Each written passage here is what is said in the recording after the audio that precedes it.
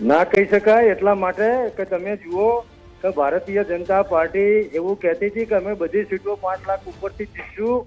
અત્યારે તમે ટ્રેન્ડ જોઈ રહ્યા છો કે 2-3 સીટ સિવાય બધી જગ્યાએ એ લોકો 20,000, 30,000, 50,000 આટલા મતોથી આગળ છે.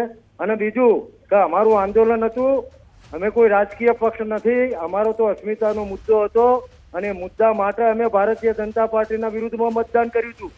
એટલે ગુજરાતમાં પહેલી વખત ક્ષત્રિય આંદોલનની અસર થઈ એવું કહી શકું એટલા માટે કે પાટણ અને બનાસકાંઠા બંને બેઠકો ભારતીય જનતા પાર્ટી હારી રહી છે.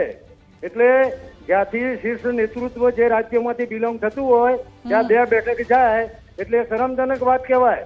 અને ક્ષત્રિયોની જ આપ જે રાજકોટમાં તો અસર ન વર્તાય ને કરણસિંહજી. આ ભલે બનાસકાંઠા પાટણની વાત કરી રહ્યા છો, રાજકોટમાં જે મુખ્ય મુદ્દો હતો એ તો ત્યાં તો હિટ ન કર્યો.